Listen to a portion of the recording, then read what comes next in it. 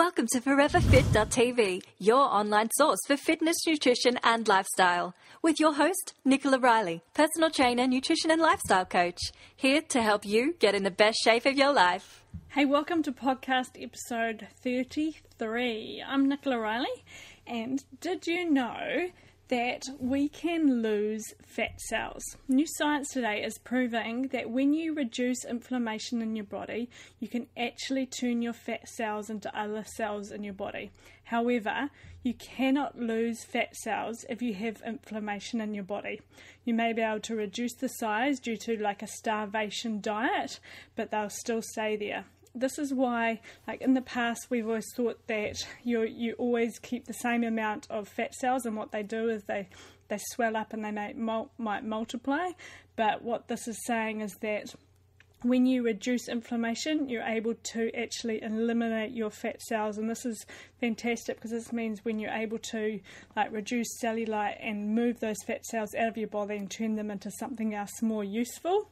And this is where inflammation is so important. So this is where the whole argument comes in of calories in versus calories out, over exercising, because it's pointless if you've got inflammation in the body. So with everything, it comes down to making sure you're eating the right foods for your body, making sure that you are reducing inflammation, improving your detoxification, bringing your hormones into balance, exercising correctly, getting those rest days, getting a good night's sleep, and doing everything you can to make your body as healthy as possible, because then that your body will let go of that fat and get rid of it. So, today I wanted to also let you know about another book that I have read. I won't say that I'm reading because I read it a wee while ago.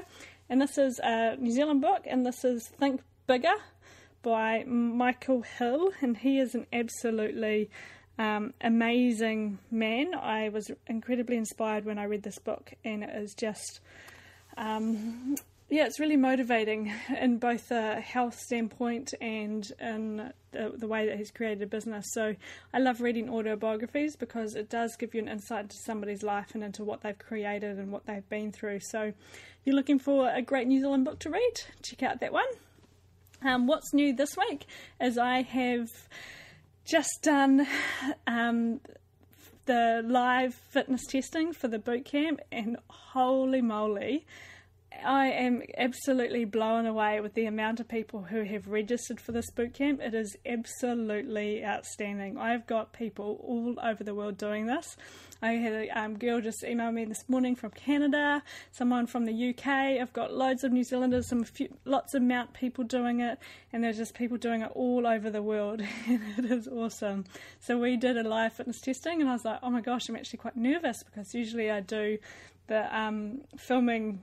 It's just me, myself and I get to edit it and everything. So this was live testing, and it was brilliant. There were so many people that turned up there at 8 a.m. New Zealand time, and it was really cool because you got to ask questions and interact. But if you weren't able to make it there at 8 a.m, it's in the online gym now, and you can do your live test. You can do your testing whenever you want, and the boot camp will always be in there.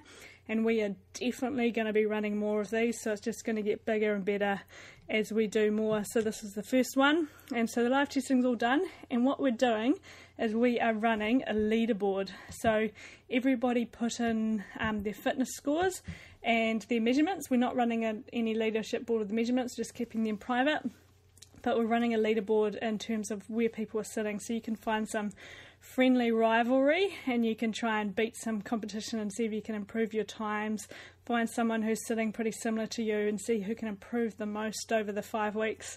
And then we're also giving out some really wicked prizes to not only the winners, like the leaders of each category, but also those that have most improved. And then we're going to be running some other challenges, so it's going to be awesome. It's bringing everybody together and setting up some great competition. So if you have got somebody that you want to improve your fitness with, and maybe you set a date to do the fitness testing together, and then in 5 weeks time you do it again, and then whoever improved the most take you out for dinner, or it's their shout, whatever you wish. It's just a great way to keep you motivated and on track to achieving your goals. So it was awesome. So right now live in the online gym is the 6 workouts for week number 1. And there's 6 workouts, one of them's being an amazing yoga, so it's not 6 days of intense workouts. And then we've got like rest days, and I go into huge detail in the boot camp all about mindset, getting yourself in the right frame of mind, heaps of nutrition, so they get meal plans, grocery lists, how to fine-tune the nutrition even more, plus they can fill out the nutrition and lifestyle questionnaire if they want to help get them even more on track. And then we're doing lots of foam rolling as well, and it's just going to be awesome. So if you haven't already, make sure you sign on up. It is absolutely no extra charge, but it's only available to online gym members. So yeah, it's awesome. So for today's topic I thought I'd talk about is a really common topic, and this is like, should women go low carb, or like should women try like intermittent fasting and things like that. So the thing to understand is that carbs are a very complicated and big topic, and I'm going to try and hopefully simplify this by the end of this podcast so you can understand what this all means. And the important thing to understand is that when it comes to feeling really good and when it comes to losing weight, it's all about our hormones, and it's all about managing our hormones through their entire life cycle. And so depending on your age and depending on where your current hormones are sitting at is going to be dependent on what you need to be doing specifically. So hormones control so much in our body. They're involved in our fat storage. They affect how happy we are, how stressed we are. And understanding the primary hormone cycles is important not only for women but also for men, because men have hormonal cycles as well. Theirs aren't as intense or don't fluctuate as much as ours, but they still have these cycles. So understanding your normal monthly fluctuations in energy, in intelligence and in performance is going to really help you get to understand your body, because on a day-to-day basis our hormones change. Guys are much simpler in many ways, not to take that the wrong way, but their hormones don't get as complicated as what women's hormones do. So when you're cycling, you have different levels of estrogen, progesterone, testosterone on a daily basis. So this affects what your body needs at different times throughout the month. One thing to understand is that as women and men as well for the hormones, we all need good quality fat in our diet. So any low fat diet is going to be dangerous. Not only going to affect your hormones, how healthy they are, but it's going to affect your mood, it's going to affect your emotions, it's going to affect how stressed you are. So you need to be making sure you've got good quality fat in your diet. For example, like someone who goes, say, on a really low fat diet, and this is going to generally be replaced with sugar, and so fat helps stabilize our blood sugar levels. But if you're going low fat, you're going to be somebody who's craving sugar all the time, and someone with sugar highs and lows is going to have blood sugar highs and lows, and this is going to be like an emotional roller coaster day in and day out. So when it comes to intermittent fasting, this can be different for women compared to men, and it's really important to understand that all women are different, and for some women intermittent fasting is just somewhere that they should not go, and that it can be quite a dangerous place for them to try out. But that's not saying that that's broad across all women, and this is something that is it's talked out there a lot. There are a lot of different variations of intermittent fasting diet out there. There's lots of different ones to try, and different people trying different things, and for a lot of people they may have dabbled in this and they just realised that it doesn't work, but they're not sure why. But for some reason they found out that it's just something that is just too hard, and they actually did more damage than good. So it's also important to understand that not all women are the same. And so for some, they may lose weight on like a typical paleo diet, and for others, they may need some real fine-tuning. And for another woman, they may lose weight on a vegan diet, and they would put on weight on a paleo approach. So everybody's different, but if you were to swap those two people around, that paleo diet person would absolutely struggle on like a vegan diet, and vice versa. So this is where metabolic typing comes in, and this is where it's so important for you to understand what your body needs, because the amount of carbs that you need might be completely different to the amount of carbs that I need, and the amount of protein that your friend needs is different to yourself or me. Every single one of us has a different metabolic blueprint, and this is why you need to get to understand your body, what works for it, how much carbs you need, and what your body needs on a day-to-day basis, and then you're breaking it down into a month-by-month basis, and because your hormones fluctuate. And so this is why I talked so much about understanding your own biology in the last episode, and getting to really understand what's going on in your body, because this is going to give you the power and the tools to know what to put on your plate and what you need at certain times. So women generally don't do well on a low carb diet, especially women who are over 30, and this is where your hormones start to change, where progesterone drops, growth hormone drops, and your thyroid starts to change as well. So if you go low carb at a certain age, it may not work for you. So for some women, when they may try out paleo, they may try a high protein diet, and it may work for them initially, but then they hit a plateau and they realise that they can't lose weight anymore. And this could be to do with the carbs that they're either missing out on, the carbs they're having too much of, or too much protein, or just not getting the right metabolic blueprint for their own body. So just like low carb, low fat, low protein, these are all very different approaches. And so the thing to understand is that talking about protein, carbs and fat is just way too simple, because you can have a low sugar and a high carb diet, and you can have vice versa. So one of my goals is to make it simple for you. One of my goals is to help you understand what protein, carbs and fat are, and what calories are, because if you were just to say I'm going on a low carb, low calorie diet, that's just incredibly simple and far too vague for you to take as an approach. The important part is where do your nutrients in your food come from? What are the molecular, why can I say that? Molecular and the gut biofunctions that is having in your body, like what is actually going on at a cellular level for your body when that food comes into it, and what is going on in your gut and how you're able to absorb that food. So what's that food doing to your body at a real micro level? We all have good and bad bacteria, and if you are feeding the wrong bacteria, it's going to cause things like brain fog, like lack of memory, mood fluctuations and things like this. So it's important to pay attention to your own body, person to person, and you want to start to think about getting that really good digestive health, feeding your body so that you are improving the good bacteria in your body, because your gut function is involved in 80% of your immune system. What you feed your good bacteria is going to affect your energy and how you feel. And so when it comes to food choices, you want to be making good choices about feeding your good gut bacteria and allowing your body to be able to digest and absorb the foods that you eat. So this is where things like fibre comes in. So this is where we start to break down the topic carbohydrates and the different types of carbohydrates in there. So we start with things like fibre. The types of fibre that feed your bacteria are very different.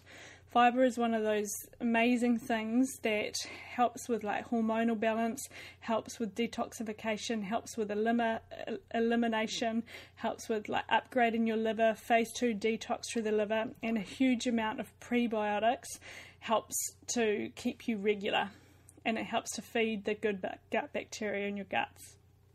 So one thing that really helps with this is a thing called resistant starch, and too often we think that fibre is like if you're watching adverts on TV or in the magazine, we think this cereal is loaded with fibre or extra fibre.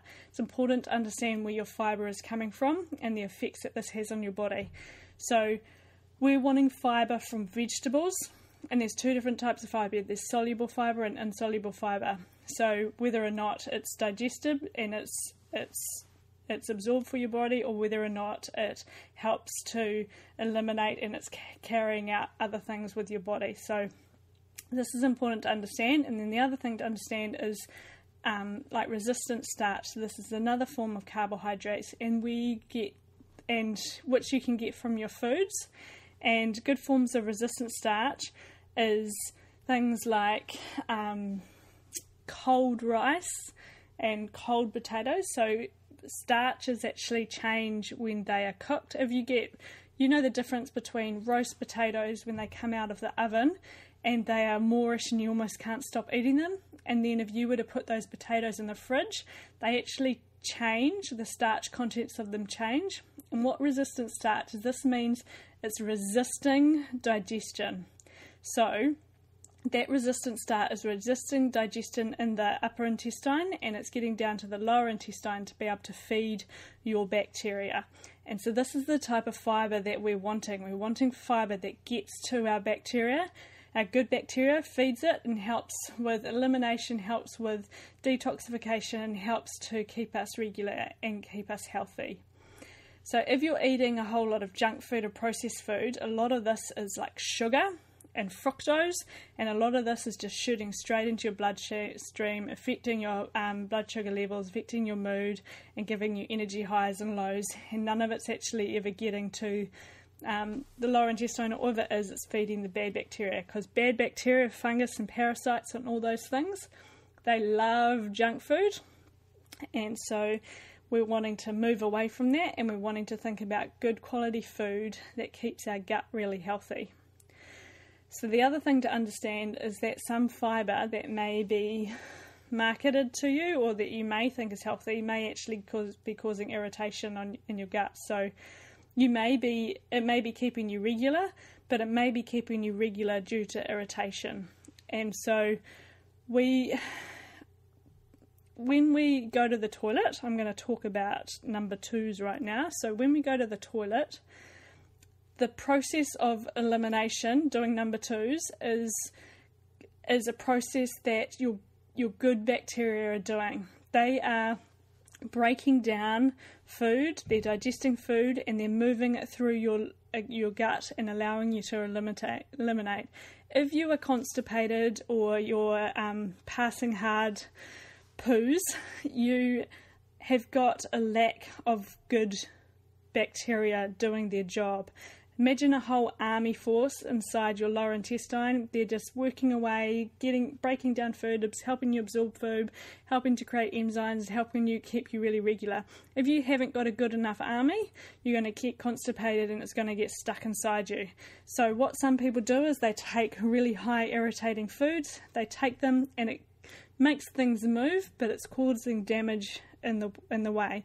So what you want to be doing is focusing on rebuilding that army inside you so that you're able to digest food, you've got good mucosal lining, you've got good things going on in your gut so that you're able to break down the food, move it, and you've got good quality fibre coming from vegetables, resistant starch, and good quality nutrients coming into your body so that it's keeping you regular.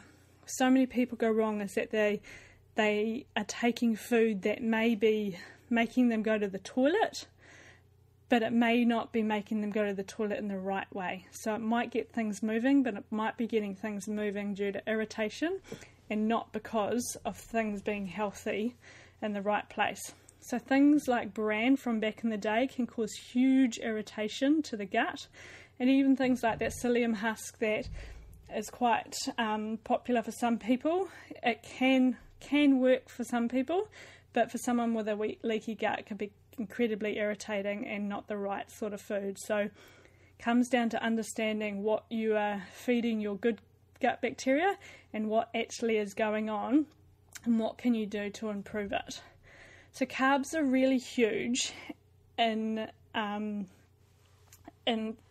they're huge in controlling your blood sugar levels. They're important for burning body fat, and where so many people go wrong when they hit like a plateau, it can be due to pushing the carbs down too low. And there are a few scenarios where going low carb doesn't really work. And this is for somebody who may be an athlete or who's doing a lot of training. Going low carb is just something that they shouldn't be doing, because they need those carbs to support the work that they're doing. Somebody who's got any sort of thyroid issues, they need to be making sure they've got good quality carbs to help support that and replenish that. Anyone who's trying to conceive needs to make sure that they're getting good quality carbs to keep them fertile and keep them happy. Pregnancy, if you are carrying a baby, then you need to be making sure that you've got good quality carbs, again, to keep you healthy, your hormones healthy. Postnatal breastfeeding, you need to be making sure that you've got carbs. Anybody with adrenal fatigue needs to make sure that you've got carbs. Carbs support the adrenals, and going too low carb can affect this. If you've got any sort of high stress job or high stress levels, then you need to also make sure that you've got carbs. So we need to make sure that we understand the importance of carbs and when they come in.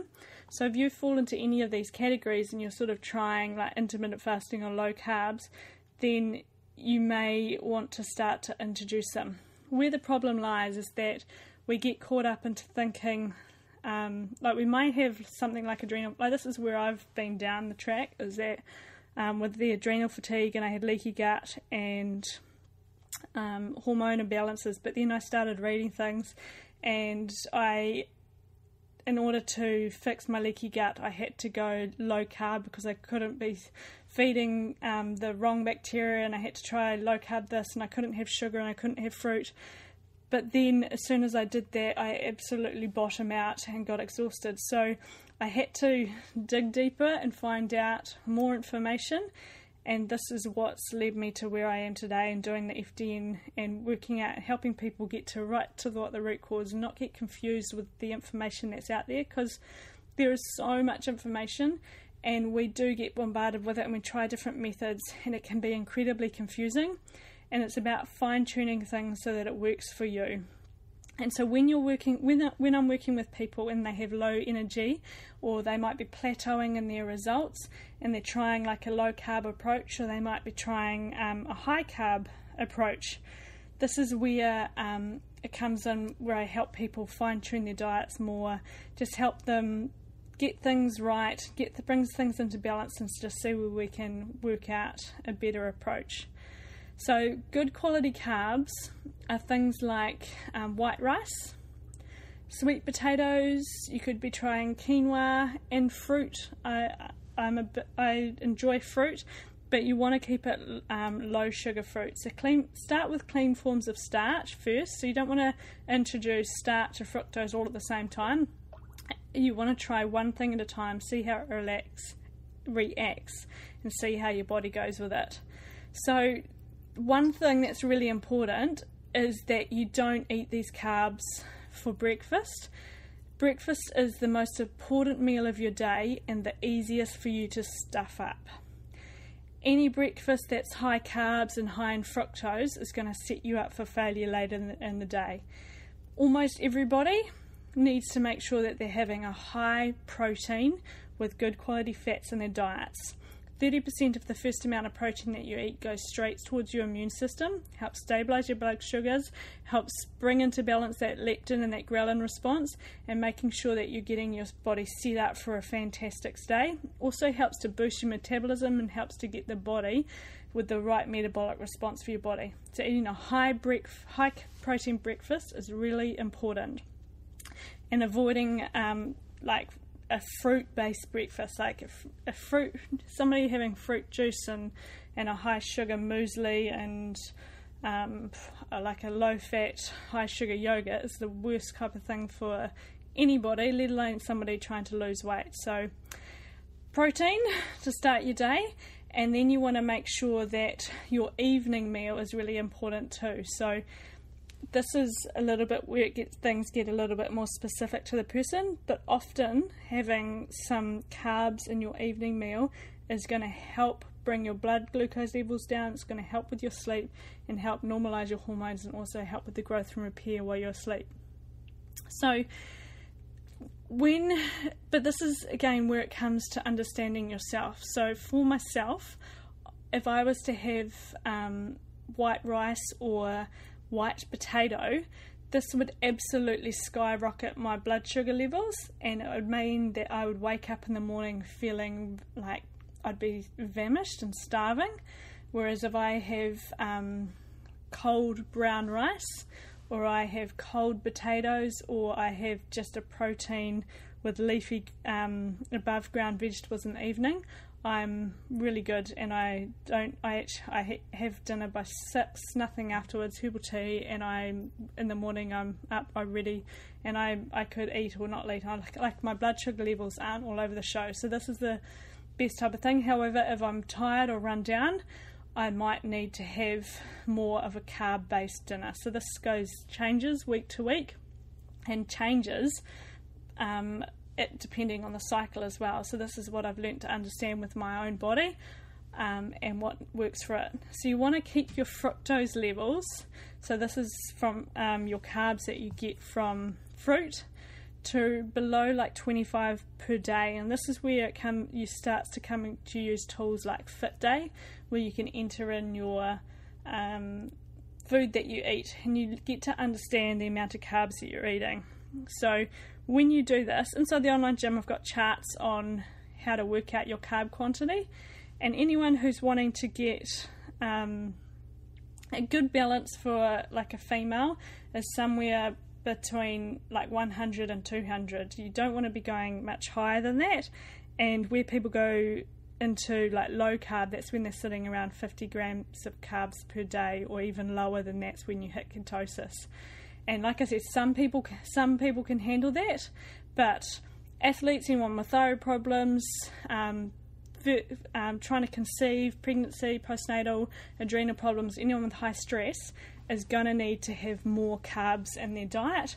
And it may be okay that they do like low carb during the week, and then they might do some carb cycling on the weekend. So again, this is where I can help people, and I've got all this information in the online gym. So you want to make sure you keep your fructose levels to below 25 per day. So this means you don't have massive fruit salads for breakfast, and you're not eating fruit all day, and you're not drinking sugary drinks. So low sugar fruits are good, so things like blueberries in your smoothie, green apples really good, or like an orange a day I think is really good as well. So low sugar fruit, then you're getting lots of nutrients in your diet, getting some vitamin C and helping with you as well. So too much sugar, too much fructose turns your fat storage on in your liver. And so there's also some really big endocrine disruptors that are affected, and this is responsible for the hormone imbalances and when your body puts on too much weight. So if you're getting in too much sugar and too much fructose, you're going to have a really hard time burning body fat. Females are way more vulnerable to hormone disruption than men, and we, both men and women, are constantly exposed to different toxins on a daily basis. So toxins coming into our diet from our food or from our skin are disrupting the hormone imbalance from our body, and going to be affecting how well you can burn body fat as well. So even if you go low carb and you're trying to burn body fat, but you've still got toxins coming in, it's never going to work, and you're going to end up crashing and hitting a wall on the other side. Other things that can affect keeping weight off as well is things like mycotoxins, and this can be found in coffee and can be found in foods that may be carrying toxins around. So like foods that might have fungus or like insect things sitting on them. So like nut flours and nuts and dried fruit, they can often carry some toxins on them. So this is where things like flash boiling and soaking your food makes sure that things are really digestible, helps with the breakdown of enzymes, and helps them more absorbable by your body. So just paying attention to where your food's coming from, making sure you're not getting extra chemicals into your diet, all these things are going to help bring your hormones back into balance. The other thing about carbs and hormones as well is that when we go low carb, this is going to affect our brain function as well. So women's brains and men's brains get affected day to day on a monthly basis, our brain function is affected just through the hormones. But the more you mess up your hormones and the more imbalanced they are, the more your brain function is being messed up.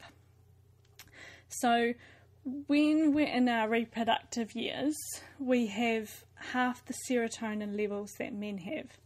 And serotonin is like the gatekeeper and the hormone that keeps us happy.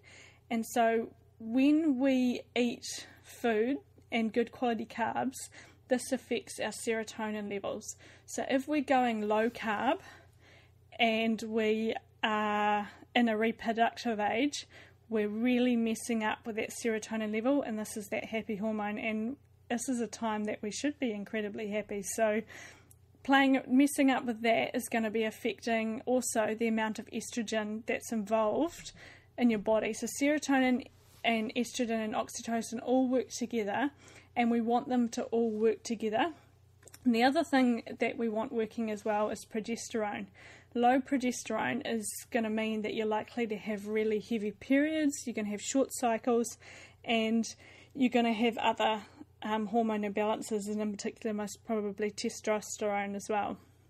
So we want to be making sure that we're managing our progesterone, our cortisol, our estrogen and our testosterone. And the way to do this is to make sure that you aren't introducing to your body extra hormones from external sources, toxins from external sources, and making sure that you're doing the best that you can to stabilize your hormones, because all of this affects your how much body fat you're carrying and how healthy you are and how happy you are. So how you understand where your hormones are sitting at is something that can be done through testing. So this is where functional diagnostic nutrition comes in. So this is where I can help you. We can do a saliva test. No matter where in the world you are, can get a test kit sent to you. You do a saliva test and we measure 11 hormones from cortisol through estrogen, progesterone, and melatonin, and we get a really good understanding of where your body's sitting at this point, and then I can help you find supplements to help bring your hormones back into balance and help you then get all your nutrients from real food. Because the problem is that sometimes we can do the best that we can and we're doing everything right, like we get it. We know that we need to be getting our food from great sources, we need to be eating really good quality food, we've got the food right, we've brought down our stress reduction, we're managing our life, like life is pretty good, but there's still something going on and you can't put your finger over it. And for 80% of the people, a really good quality diet will work, and a really good quality diet will bring hormones back into balance over time. But for 20% of the people, there's too big of a malfunction happening, and what they need is just the help and support with the right supplements to help bring some balance back and to help bring things back to optimal function so that then they can get their nutrients from real food. And so this is what we're basically you're trying to get as much nutrients as you can from your food and from your diet so that you can exercise and move right and do everything right and feel fantastic. So this is why I got into FDN in the first place. And so if you are one of those 20% who, you're doing everything right and there's just something not right and you do want some help with it, then just make sure you get in touch, because sometimes it can be really frustrating and you're just not sure where to head to next. And so this is where testing and not guessing comes in. So I thought the next thing that I would talk about in this podcast is anxiety. And this is something that's really common, and it can be something that happens from stress from life in general, or it can be something that comes on all of a sudden, and it can be linked to like adrenal fatigue or blood sugar problems, and just suddenly you've got this anxiety. And anxiety can be from varying degrees. It can just be this little bit of anxiety that you get from your day, or it can be extreme levels of anxiety. And you'll know what I mean by this, and most people suffer from some level of anxiety. And what I wanted to discuss is ways that you can manage your anxiety and how you can better improve like your hormone functions and everything with better food and life management. So one thing for you to really pay big attention to is your blood sugar levels. Is your body freaking out just due to the lack of food that it's eating? Like, does it need some good quality carbs? So if we go too low carbohydrate, this can actually cause a response in your body, because it's really important to understand what your metabolic type is, like I've mentioned before, because your body sees stress as stress and not eating right according to your body type. So if you were to say, if you were somebody who was a vegan or somebody who was eating a really carbohydrate diet, and then you suddenly went onto a high protein diet and your body just freaked out and said, this isn't me, I can't handle this. So this is stress, this can cause anxiety with your body and can raise cortisol levels. So it's important to get the food that's right for you and get a really good understanding of how your body runs and what it works best on. So getting to understand that and stabilising your blood sugar levels is going to help get things moving and help to get you feeling better as well.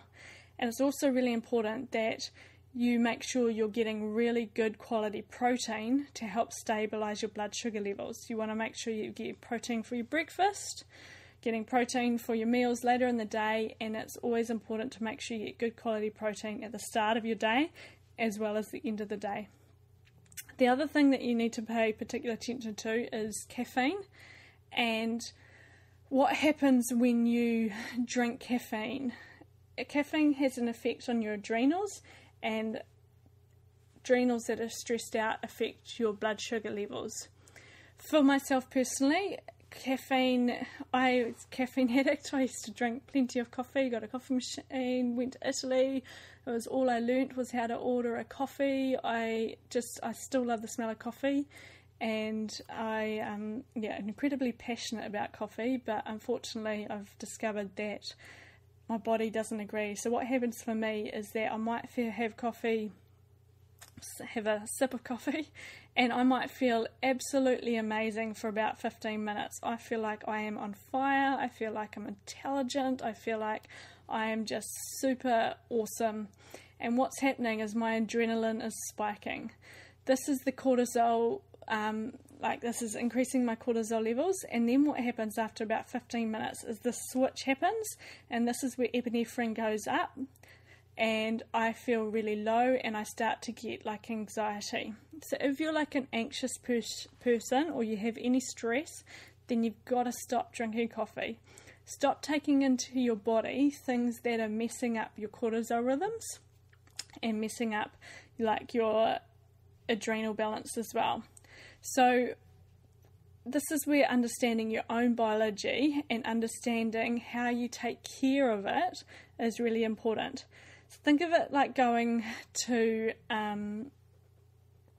wanting to buy something that's really expensive. So I want you to think of your body as let me get this right. So if we were to spend too much money that we didn't have on something, this is going to put you into debt. And what you do is you keep spending this money and you keep using up this money, but then you keep getting into more and more debt. But the short-term fix of spending that money was a good enough high at the time, but then the long-term response to spending that money is going to be leaving you in debt and a lot of stress down the track. So this is what coffee does to us. We get these short-term little highs, but then day by day we're getting this debt coming into our body, and our debt is the amount of cortisol that your body's able to produce and the amount of energy that your body's able to produce. So day by day we're getting lower and lower. It's affecting our anxiety, it's affecting our mood, it's affecting our depression, it's affecting how happy you are on a day-to-day basis. So we want to get in control of the balance of our body, we want to get in control of our biology, so this is like budgeting. We want to make sure that we're getting really clear decisions about what we're putting into our body onto a day-to-day basis. So we need to eat right, we need to get our lunch right, we need to rest, we need to exercise correctly, and we need to get in control of our body and in control of everything that is going on to it, because the more that you keep spending, the more that debt is going to keep collecting up, and that when it all comes tumbling down, it's a massive big bill that you have to sort out with either some medication or something even more serious than that. So, comes back to caffeine, and is your body actually able to metabolize coffee, or is it something that you need to get rid of? The other thing that's really important for managing anxiety is your time management. So how you manage your life. Do you put too many things into a certain time frame that makes your life more stressful? Like, do you, if you put into your to-do list more than, say, 3 things, is this making your life more stressful? And can you spread that out more over a day-to-day basis? Every time you check your emails, is this making you more stressed? Do you need to put more stringent kind of productivity timelines into your week? Every time that you add more things to your to-do list or to your life or to your emails, or every time you say yes to that next text or things like this, this is saying you're taking more time out of what you should most probably be doing. So finding your way back into getting into your ideal days, noticing and appreciating what your ideal day is, and noticing and appreciate when you do certain things. So when is the time that you check emails? You might check them first thing and then that's it. So then you don't let them just keep chipping away at your anxiety through the rest of the day. Or do you are you constantly saying yes to situations, or are you the yes person who's constantly saying yes to things? Getting to understand the way that your life works and what you run best off is really important. So notice how what things give you energy and what things don't give you energy, and just start to say, you don't have to start to say no to things, but give yourself time to make a proper informed decision to them. So instead of just saying no, you could say something like, let me think about it and I'll get back to you. So that's giving you enough time to take that question or that appointment or that decision away. It's giving you time to look at your diary, time to take a breath, time for you to then make a good decision about whether or not that next thing is going to be right for you. But if you're constantly saying yes, no, sure, no problem, then you're going to end up with too much on your plate. The other thing for you to understand is that breathing is crucial for bringing down stress in your body. So too often we breathe really deep into our chest, and this switches us from a relaxed state, like diaphragmatic breathing is when you breathe into your belly and you watch your belly fill and you watch your belly rise. But when we breathe high into our chest, we're bringing ourselves into a sympathetic state, and so this is where we're increasing our heart rate, our breathing becomes really shallow, and we start to breathe intensely, and our body's starting to get stressed. So when you do notice that you're getting stressed, see if you can try and just take a moment to bring yourself back to a parasympathetic state. So this is where rest and digest happens, and where your body's able to slow down and bring adrenaline back down. So even though we live in a stressful life and we've got stressful things going on, there are things that we can do to bring our stress levels down, and just to take notice of that moment and what you can do to change it. Other things that help with that as well is like meditation. So cortisol is the hormone that takes us out of the present moment, and it changes the way our body physically reacts to what's in front of us. By bringing meditation into our lives, and this could be as long as 30 minutes or it could be some 1-minute meditation moments where you just sit, breathe, and allow yourself to slow down and just be in the present moment, this can help bring cortisol levels back into balance. The other thing as well is that getting into control of your life and what you are wanting to achieve and what you're wanting to get out of the week, the month, the year is really important as well. So many of us are just sort of going through our lives day to day and just wondering why we aren't getting anywhere. We're getting sick of what we're up to and sort of blame everything on everyone else. But when you have a plan and you have a mission that you're trying to achieve, you're able to stick to that plan. So imagine yourself as like, you're doing like the Amazing Race or something, and you're trying to get to a destination, and that destination, if you're constantly being pulled in all sorts of directions, it's easier to come back to the path that you've planned and get to that destination. If you don't have a destination and you don't have a plan or a goal in mind, you're just going to go here, there, everywhere, and just be pulled from one thing to the next. And all that pulling is what increases anxiety in your life and increases anxiety in your day-to-day. So having a course and having a plan really helps with reducing anxiety and reducing stress. So learning to say this also helps with learning how to say yes and no to decisions and things that come in your path. So when it comes to management of your time, when you have a plan and you have a direction, it's so easy to say yes or no to a certain decision that might be pulling you off track, and it can be really easy to say no to an email or a bad friend or something that just isn't going to do anything for what you're trying to achieve or just make you feel good. So some decisions can move us away from our paths, things with toxic people or doing things that pull you off this healthy path that you may be on, are all going to affect you achieving your goals. So this is why often people end up drinking a lot of alcohol,